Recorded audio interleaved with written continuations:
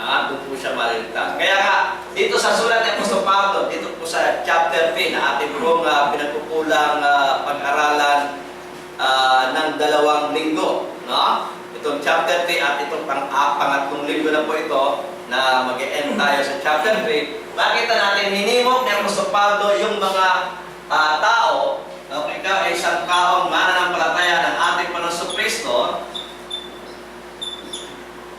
na isinalang mo ang iyong sarili sa pagbabautismo at ikaw ay na kay Kristo na. No? Hinimok ni Apostol Pablo na ikaw ay dapat magkaroon na ng bagong pamumuhay. Atin yung pag-aralan natin na nakaraan at itong dakihang pagkatao ay iyon ang lilisanin. Okay? Aalisan mo na siya.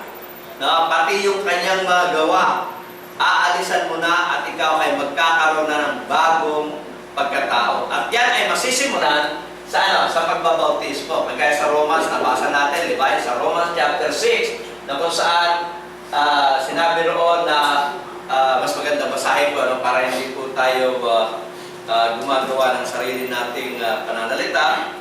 Basahin natin ang maliwanag. Sabi po sa Romans chapter 6, ganito po ang ating matutunghayan.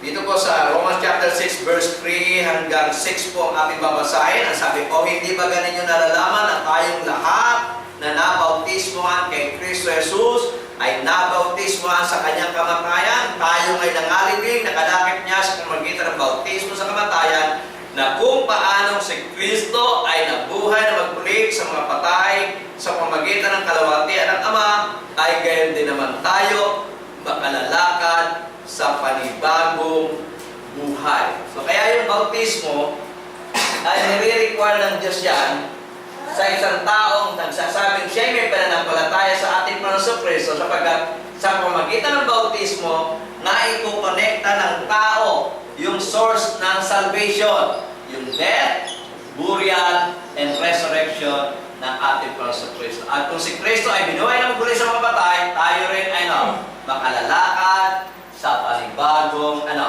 pamumuhay. Kaya sinasabi ng mga tao na nanampalataya siya at nais niya ng magbago sa pamumuhay, tapos hindi nagpapabautismo, medyo questionable yan sa Diyos.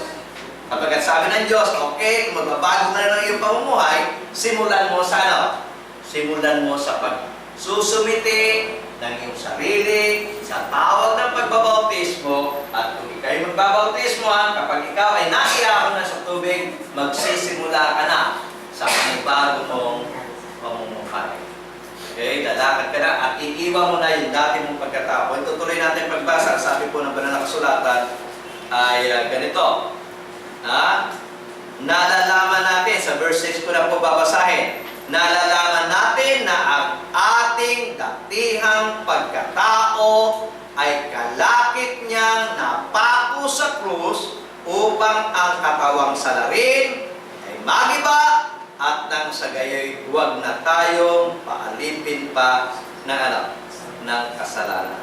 Makita natin, magkakaroon ng pagbabago at yung dating pagkatao ay mawawala na. Meron na tayong bagong pagkatao at yung dati nating pagkatao mawawala na. At makikita natin sa ating pinag-aralan ng nakaraan, natapos tayo hanggang doon sa chapter 3 verse 14. Doon natin tinapos yung ating pag-aaral na kung saan ang sabi po ng ating pong pag-aaral ay ganito, no? Simulan natin sa verse 12 hanggang 14 para po ang katapos nito ay sisimulan natin ng pagbasa muli sa banal na kasulatan sa verse 15 na kung saan ito po yung simula ng ating pag-aaral ngayong araw na ito.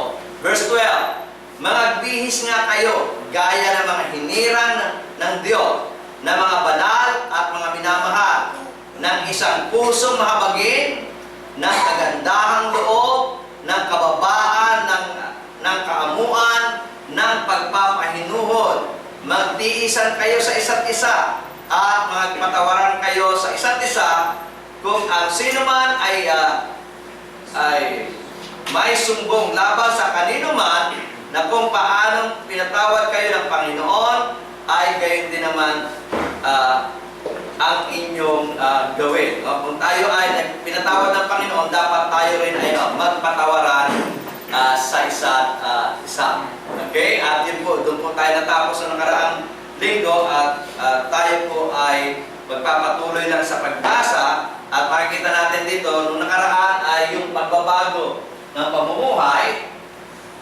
At ngayon namang linggo ito, makikita natin, ini-specify na yung tinuturuan. Tuturuan yung mga father, yung mga children, yung master, at yung mga slaves, ay tuturuan isa-isa ni Apostol Pablo kung ano ang dapat nilang gawin.